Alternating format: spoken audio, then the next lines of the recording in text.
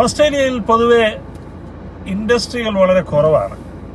ഒരു നമ്മുടെ നാട് പോലെ തന്നെ നോക്കുകൂലിയുടെ ആൾക്കാരാണോ എന്ന് ചോദിച്ചാൽ അല്ല. എല്ലാവരും രാവിലെ പണിക്കിറങ്ങുന്നവരാണ്. സ്വന്തമായിട്ട് കായികമായി അധ്വാനിച്ച് ജീവിക്കുന്നവരാണ്. കാരണം കായിക അധ്വാനത്തിനാണ് ഇവിടെ ഏറ്റവും കൂടുതൽ വരുമാനം.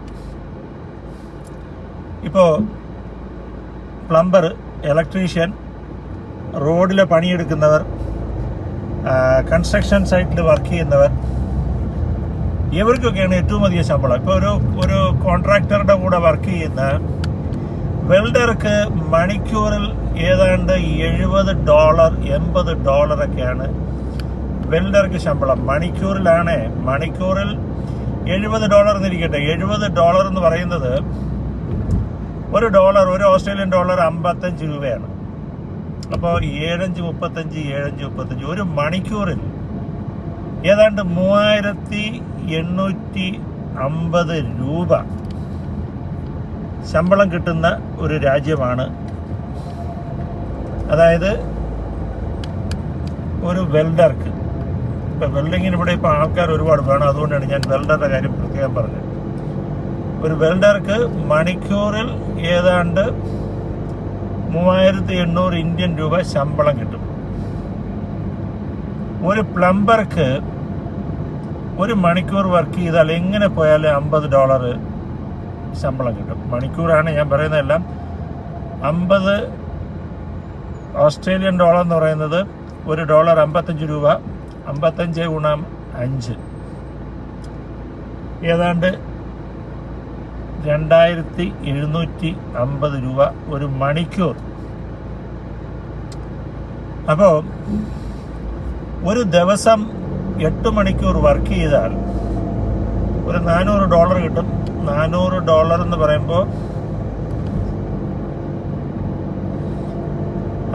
ഏതാണ്ട് 22,000 രൂപ, 22,000 ഇന്ത്യൻ റുപ്പീസ് ഒരു ദിവസം. എന്നാൽ ചെലവുകൾ അത്രത്തോളം ഇല്ല കേട്ടോ. നമ്മൾ വിചാരിക്കുന്നത് പോലെ വലിയ ചെലവുകളൊന്നുമില്ല. വീട് റെന്റിനെടുക്കുകയാണെങ്കിൽ കുറച്ച് എക്സ്പെൻസീവ് ആവും. നിങ്ങളുടെ ഒരു ദിവസം ജോലി ചെയ്യുന്ന കാശ് കൊണ്ട് നിങ്ങളുടെ ഒരാഴ്ചത്തെ റെന്റ് അടയ്ക്കാം. ഒരു ദിവസം കൂടെ വർക്ക് ചെയ്താൽ നിങ്ങളുടെ മറ്റ് എക്സ്പെൻസുകളെല്ലാം കവർ ചെയ്ത് പോകണം. അതായത് ആഴ്ചയിൽ 2 ഫുൾ ഡേ നിങ്ങൾ വർക്ക് ചെയ്താൽ മതി. നിങ്ങളുടെ ഒരാഴ്ചത്തെ എക്സ്പെൻസുകളെല്ലാം കവർ ചെയ്ത് പോകാൻ. മിനിമം സാലറി ഇവിടെ $23 മിനിമം സാലറി. 23 Australian dollar. അതായത് 55 ഗുണം 23 അതാണ് ഒരു മണിക്കൂർ. എന്ത് പണിക്ക് പോയാലും മിനിമം കൊടുത്തിരിക്കേണ്ട ഒരു സാലറി. അത് ഗവൺമെന്റ് ഫിക്സ് ചെയ്തിട്ടുണ്ട്. അതിനകത്ത് വേറെ തരികിടയൊന്നും നടക്കില്ല. നിങ്ങൾ പെട്രോൾ പമ്പിൽ ജോലിക്ക് പോയാലും 23 രൂപ കിട്ടും. നിങ്ങളൊരു ഷോപ്പിൽ കോഫി അടിക്കാൻ നിന്നാൽ 23 രൂപ കിട്ടും. $23 മണിക്കൂറിൽ $23. അതായത് ഒരു 8 മണിക്കൂർ നിന്നാൽ 8×2 16, 8×3 24, $184 നിങ്ങൾക്ക് ശമ്പളമായിട്ട് അവർ തന്നേ പറ്റുള്ളൂ. അതിൽ ടാക്സ് സൂപ്പർ എന്നൊക്കെ പറഞ്ഞ് 1-2 സംഭവങ്ങളൊക്കെ പോകും. എങ്ങനെ പോയാലും ഒരു $150 നിങ്ങൾക്കൊരു ദിവസം കോഫി ഷോപ്പിൽ നിന്നാൽ മിനിമം 8 മണിക്കൂർ കൊണ്ട് ഉണ്ടാക്കാം. അപ്പം $150 എന്ന് പറയുമ്പോൾ ഒരു ഡോളർ 55 രൂപയാണ്. $150 എന്ന് പറയുമ്പോൾ 150 ഗുണം 55 15,575 15,575 8,250 രൂപ നിങ്ങൾക്ക് ഒരു ദിവസം നിങ്ങൾക്ക് ജോലി ചെയ്താലുണ്ടാക്കാം.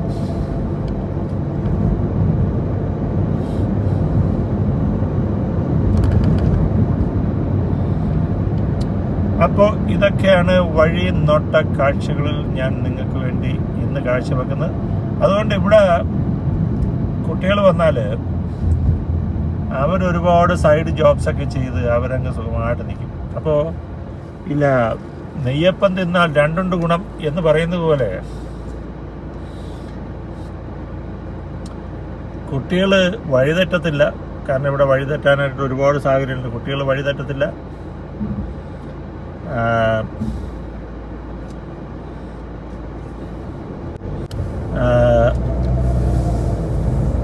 അവർക്ക് ജീവിക്കാനുള്ള കാശ് കിട്ടും.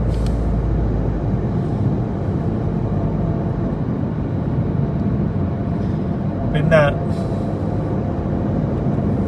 അവര് നല്ലൊരു, അതായത് ജോലിയുടെ ഇമ്പോർട്ടൻസ് അവർക്ക് മനസ്സിലാവും.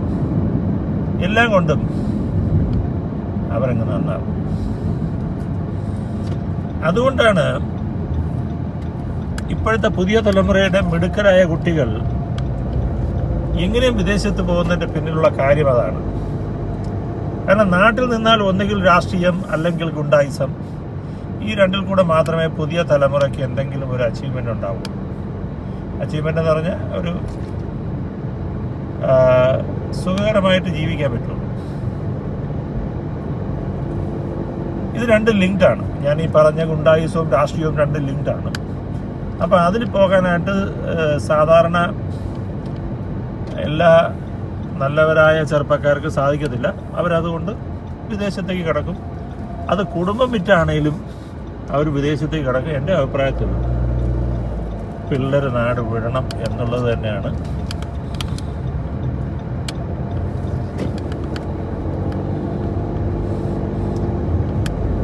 അപ്പോൾ വഴിനോട്ട കാഴ്ചകൾ ഞാൻ വീണ്ടും ബാല വേണു.